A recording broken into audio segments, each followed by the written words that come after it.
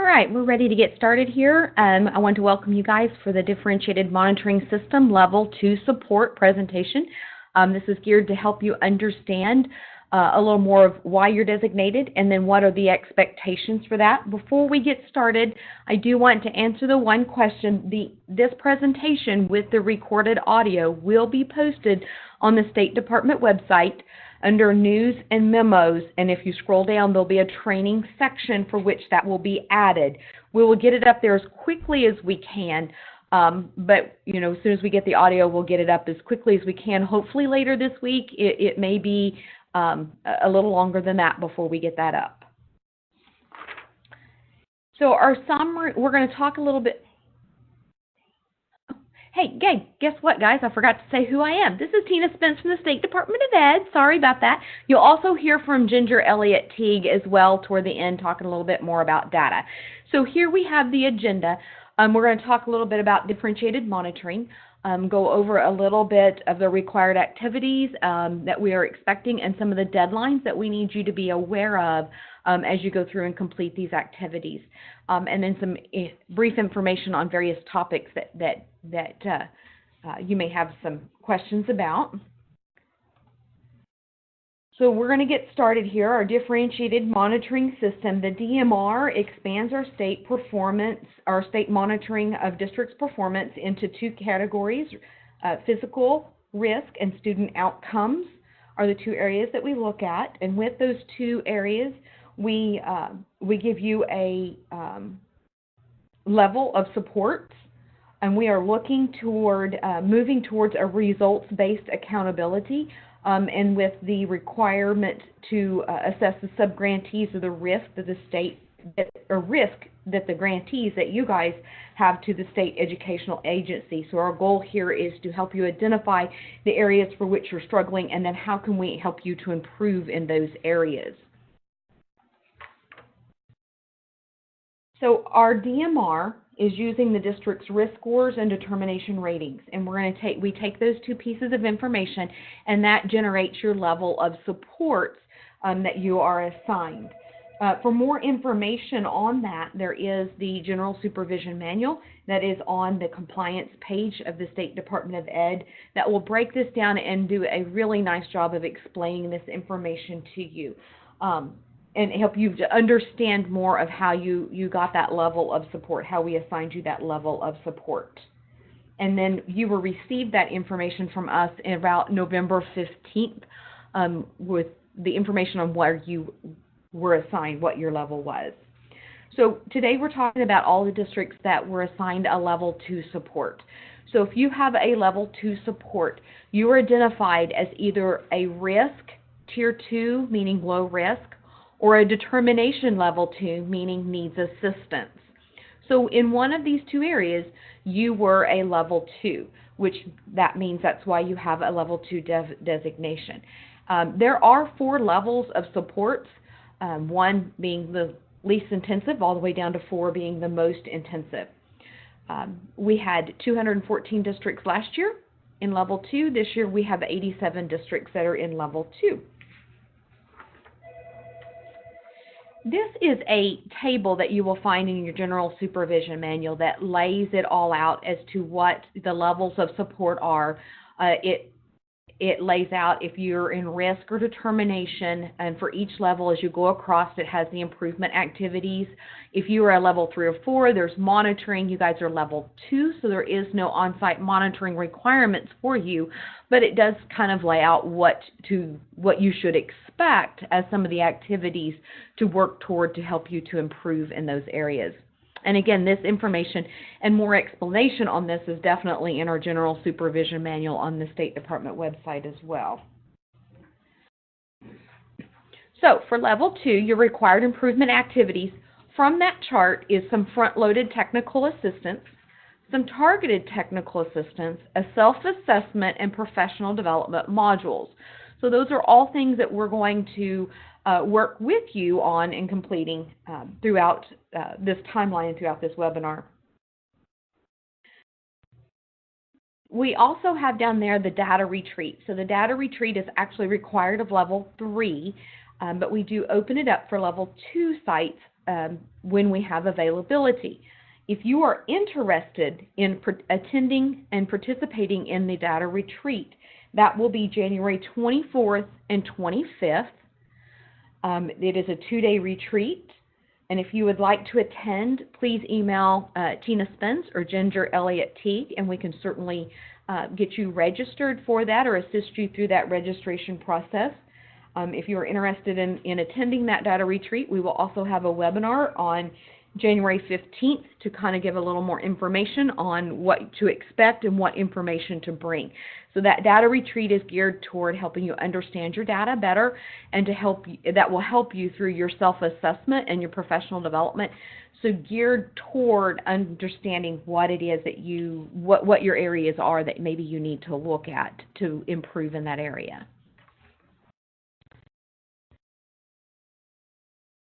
So you will have a self-assessment, if I can talk today, a self-assessment to complete.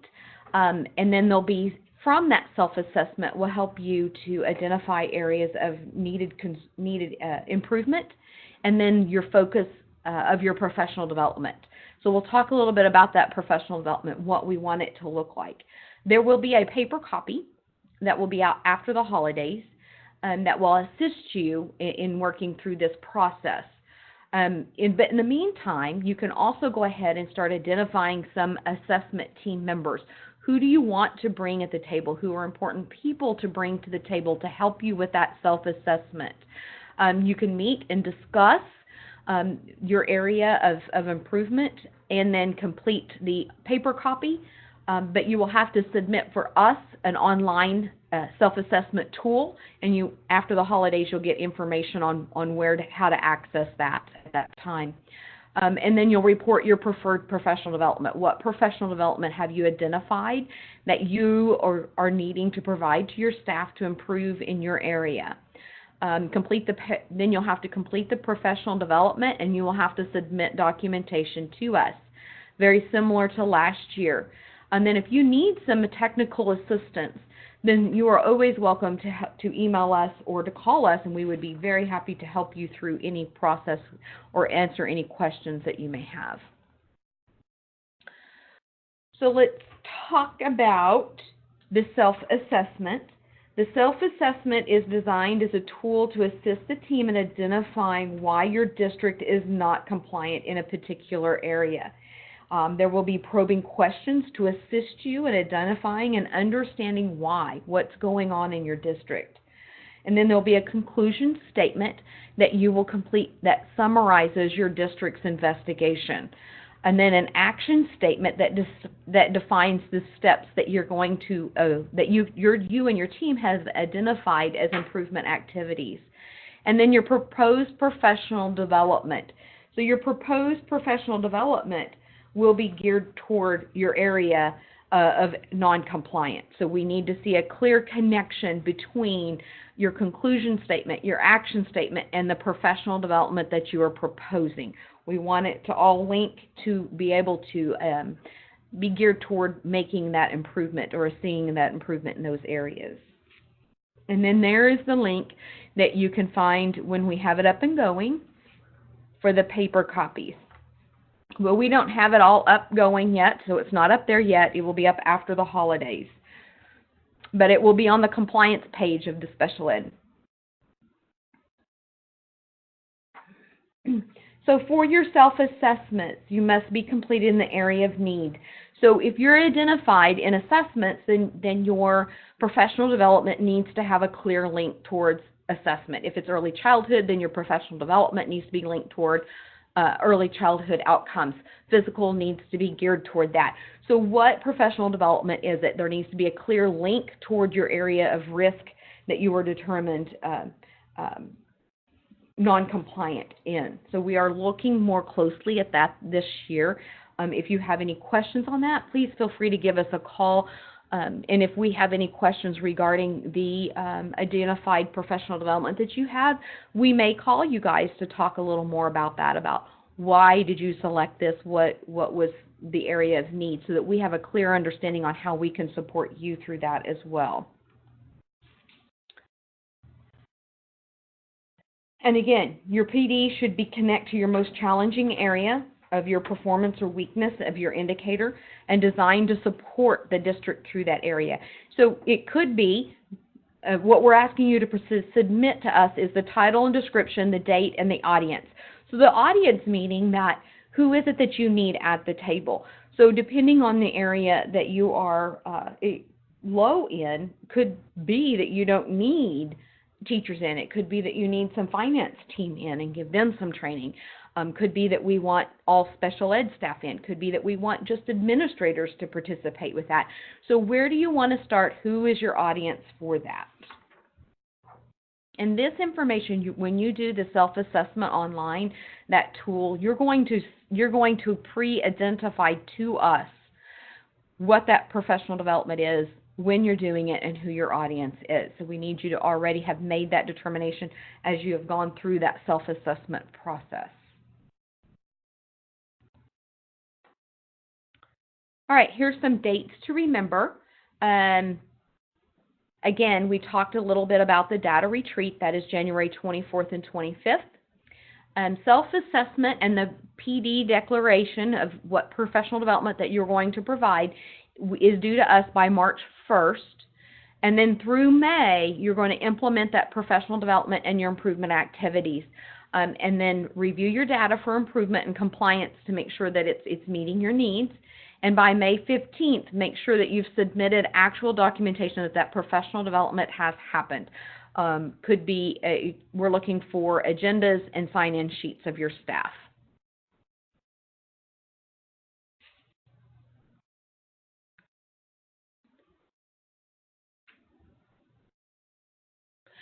So there's a question here that the grants management system shows a deadline of December 30th. And so we are not talking, all of this information here is not going to be entered into the grants management system. This is our differentiated monitoring results. So this is different and has different timelines for that. What you're talking about are the non-compliance directly related to the indicators of 4, 9, 10, 11, 12, and 13 is in grants management. And then there's another question that when is the self-assessment due? It is due by March 1st. So here's some state activities. This is what's expected out of us. So between January and March, we're going to review those self-assessments as they come in. We will contact you if you have any questions on that. Make sure that you are including your professional development that you are going to be providing and the date that you're providing it. So we need to already have that identified before you submit that tool, your self-assessment. March 15th, a reminder email for anybody who has not completed that on time, because it's due by March 1st. So by March 15th, we will do a reminder email if it's not been completed. Through May, you provide your professional development, and then you can submit it to us. You can submit it early. So if you finish your professional development right after spring break, absolutely, you can go ahead and send that to us. Not a problem at all. May 30th, we will confirm completion of the district's activities. So that is your deadline to make sure that you have everything done. And then summer of 2019, we will respond to districts that did not comply with the requirements in a timely manner.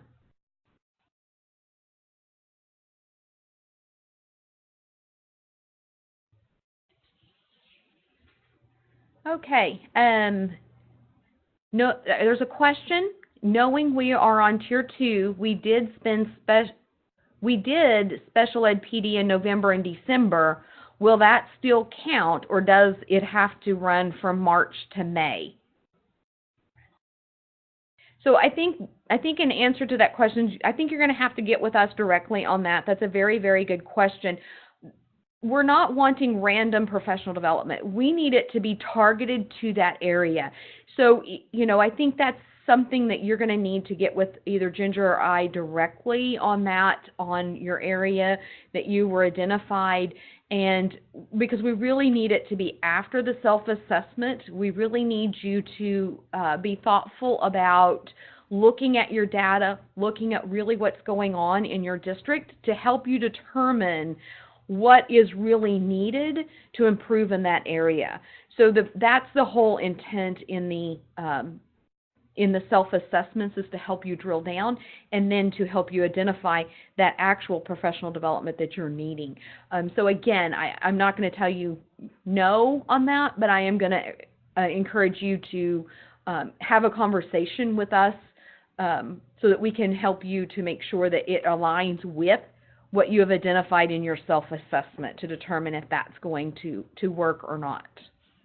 So at this time, I'm going to let Ginger finish up. Hello, everyone. Thank you. We're glad you're on the call this morning. So as Tina was talking about the areas of need, on your determinations or your risk assessments, you are identified as level 2 support because of low achievement in a particular indicator. Most of you are targeted because of performance issues, not because of compliance. Although there are a few of those and very few, we only have 3 for fiscal needs. So what we're hoping, and the reason we do this, is that we want to support you through improving in your districts on those indicators. So your self-assessment, your PD, any targeted assistance, technical assistance we can provide you needs to be oriented toward that. So these areas of need we're going to talk about, hopefully these are all very familiar to you. And so we'll just get started with those. Let's see. So the first one is assessment. Okay. So we measure, when we talk about assessment, we're looking at indicator 3C for reading and math. That's the percent of students with disabilities that are graded proficient or advanced on the 2017 state assessments. This includes all grades 3 through 10, all assessments averaged together. Okay.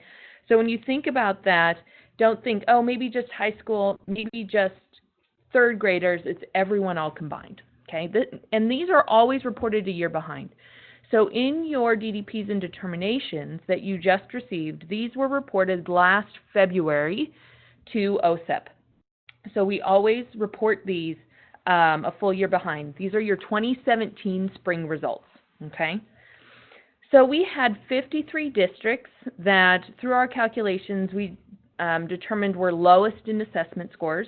So if you were to ask, well, where should I target my improvement? Which self-assessment should I do? And you gave us a call and we looked at your data, we would say, oh, if you are one of those 53 districts, you should do assessment. Okay, and we are glad to talk with you about that. But if you look at your determinations and you see that you were substantially below target for both reading and math, then that should be a clear signal that that's where you should focus your attention. Okay, so we do have an assessment, self-assessment that you would complete.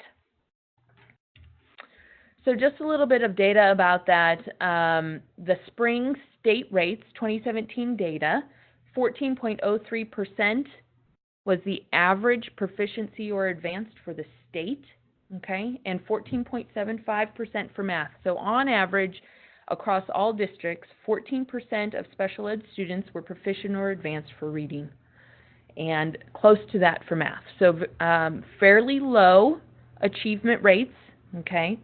But in 2017, we reset our targets for the state because of the new assessments that came out, and we decided to set those targets at this, basically setting it as a new baseline. It's a complicated process with the feds. They want all kinds of documentation when we reset targets, but we were able to reset those knowing that we have new assessments moving forward. So we wanted to reorient that. I don't know if you remember, but our previous targets were in the 50s and 60s.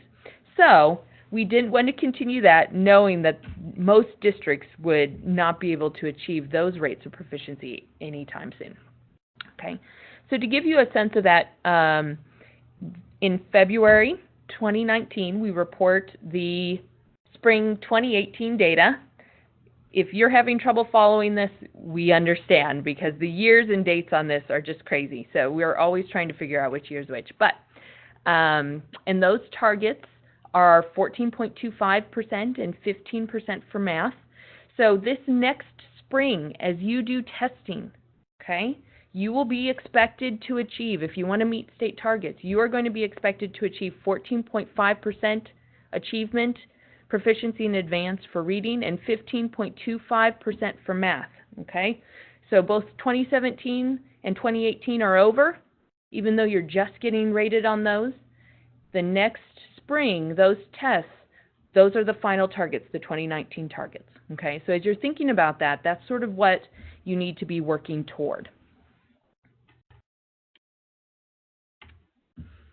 Oh, and just as a note, we don't have the spring 2018 data yet. That will be coming out in the next few weeks.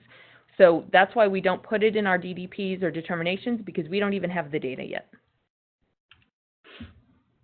Okay, so the next area of need may be early childhood. Okay, so early childhood outcomes, we include that as a performance measure, especially for K-8 districts that have a lot of, that don't have the graduation and dropout concerns, but they do have those early childhood concerns. So this is indicator 7, and we look at it A1, B1, and C1, which are the improvement measures, okay? So this is measured as the percent of students aged 3 to 5 that show improvement on their outcome ratings. And we compare the entry rating to the exit rating from the EC program, okay?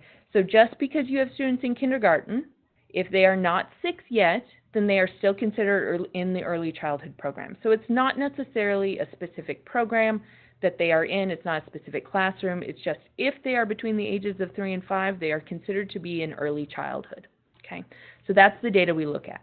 This data is collected through the end of year data collection on July 1. It's for the previous full year. So any students that turned 6 throughout the year, we pull those entry and exit ratings. If you don't put in your exit ratings for those kids, you will be marked as non-compliant, okay? Those count against you. Make sure you put in your exit scores. Several of our districts this year were identified for early childhood outcome issues simply because no one had entered the students' exit scores. So it's critically important that you complete that data. We do provide those errors and missing data notes on the early childhood outcomes report in advanced reporting and ed plan. So you can see those ahead of time and you know when those data are missing. So 14 districts were identified for level 2 support for ECOs, and we do have an early childhood self-assessment that those districts can complete. Okay, one thing to note, there are some districts that were identified in 2 areas. So some were equally low in secondary, early childhood, and/or assessment, so that you can choose to do 2 self-assessments if you're really gung-ho and want to improve in all areas, or if you want to target your attention on one area of this year and see how much you can improve and really focus that attention, you are welcome to do that too. And you can pick the area if you'd like. We do require that you do a self-assessment in an area that you did not meet target, okay? So if you met target, for example, for graduation and dropouts, you will not be able to do a self-assessment in that area, okay? We want you to focus on those areas of need. Okay, so a little bit about the data. Targets in 2018, and remember these are for improvement, so they're all around 90%.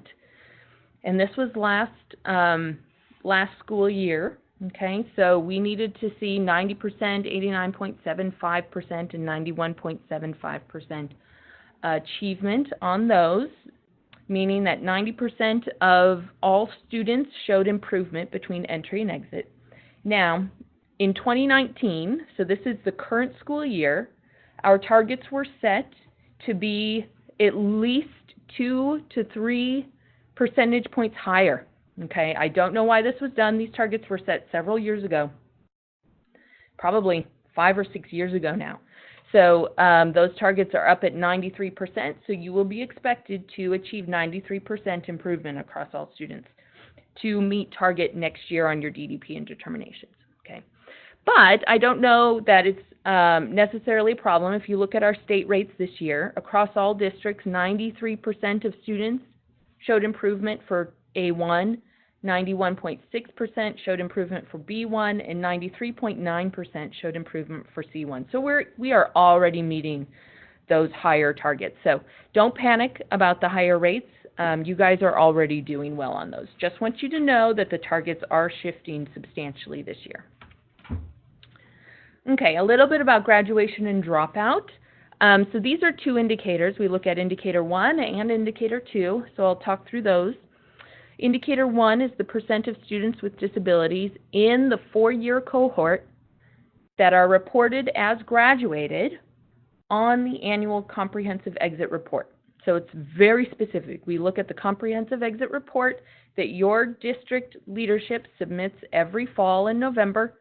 It's a full year behind, so the data we used on your current DDPs was reported last November for the previous school year. Okay, so it's about a year and a half behind those graduation rates. But that's the way we have to do it. That's the only data that we can use. That is what the feds use when they pull the data from that comprehensive exit report. We submit that to them for all districts, for all students, and then special education is pulled out separately. Okay. So the DDPs and determinations, like assessment, are based on the previous February APR submission. For indicator 2, it's a little bit different. This is more like ECOs. So this data is collected through the end-of-year data collection process on July 1, and it's for the previous school year. So on your current DDPs and determinations, this is based on last school year, not the previous school year. So the years do not match up between graduation and dropout, and that's just the way we have to do it. The data that we reported to you now will be reported to the feds in February, okay? I know it's terribly awkward data submissions, but unfortunately that's how we have to do it. So for indicator 2, that's the percent of students with disabilities reported as dropped out on your annual exiting report. And we pull that data straight from EdPlan. You can see those students in advanced reporting. We have an exit report that you can review and make sure that all students' exits are coded correctly, okay? Because that's what we use. If you code a student incorrectly in EdPlan for the exit reason, and you never correct it, that will be held against you if it's coded as a dropout. So make sure that you code your exits correctly. We do compare a little bit of that data to what's reported in the WAVE to make sure that it's accurate, but we rely on that EdPlan data for that information. Okay. So this year we had 10 districts that were identified as level 2 support for low secondary results. Okay, we did have some overlap. There were, strangely, surprisingly, one of our districts that was identified for issues with secondary outcomes was also identified for early childhood. So it's both ends of the spectrum. I love that. A little surprising, but what we found. Okay, so in terms of targets, 2017 target was 80, well, for graduation, it's going to be 87% for the next few years. Okay, is the state target. Our data is substantially below that. So we're 10 points below statewide for graduation for special education students. Okay. Then for 2018, we don't have that data yet. That was just submitted last month, so we won't have that for quite a while. For dropout, we do have some of that data. So 2017 target was 17%. 2018 target was 16%. Next year's target is 15%. So it's going down 1% every year.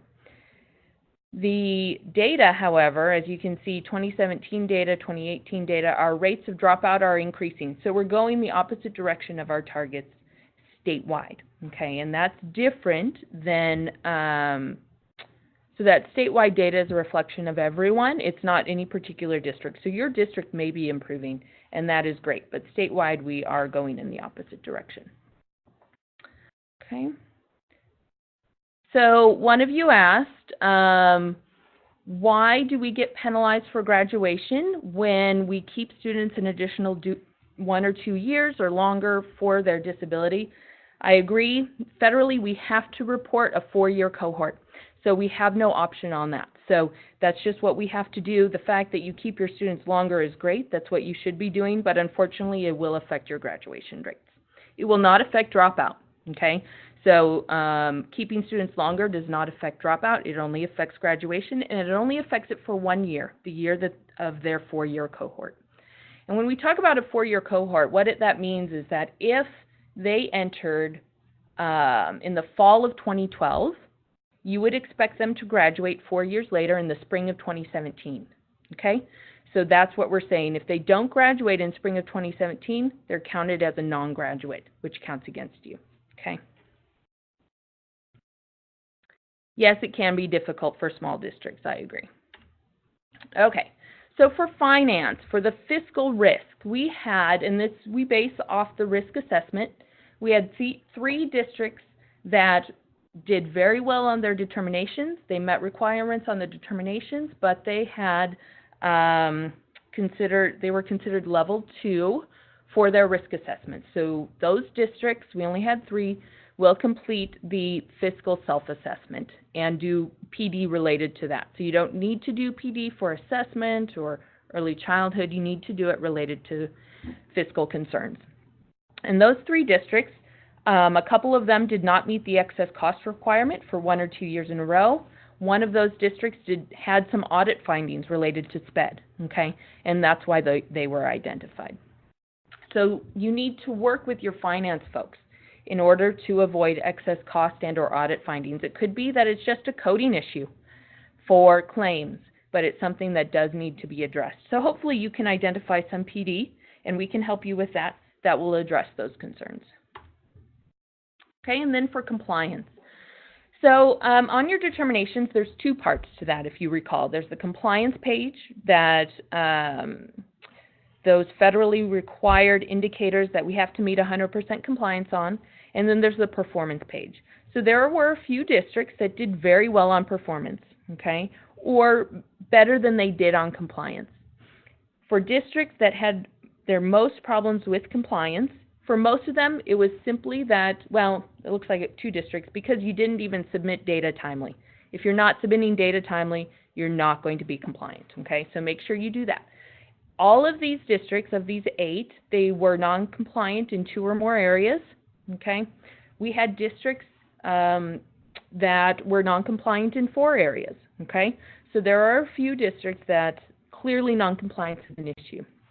And indicator 11 was a major problem, okay, across those 8. So for these districts, you will complete the GMS requirements as the self-assessment. So earlier, Tina talked about how GMS is unrelated to differential monitoring, and that's absolutely true. That non-compliance is something called prong 1, prong 2 that we have to do federally. It's separate from differentiated monitoring.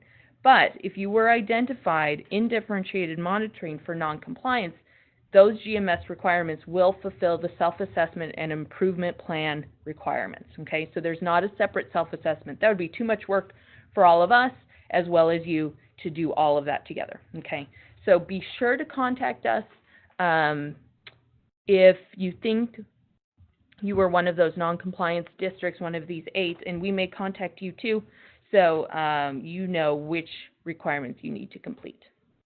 Okay. Any questions about any of that data at this point? I know that's a lot to hear all at once, and I know I speak quite quickly. So, okay. One note, we have now put the district data profile into GMS so that you don't have to try to keep a paper copy around. If you want to see a digital version of that, you go to GMS. In the applications area, you look under IDEA, and it says District Data Profile, and you just open that, and you will be able to see your data there. So if you lose your paper copy, or if you want to see it 6 months from now, it will be in GMS for you to look at digitally. Okay. Any other questions? Anything else for Tina?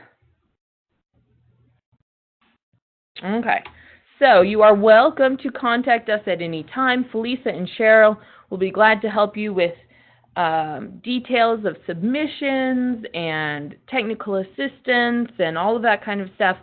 I will be glad to help you with data concerns, and Tina will just help with whatever she can in her spare time because she's so busy. So feel free to contact us when you need to. We are glad to answer your questions. Thank you very much.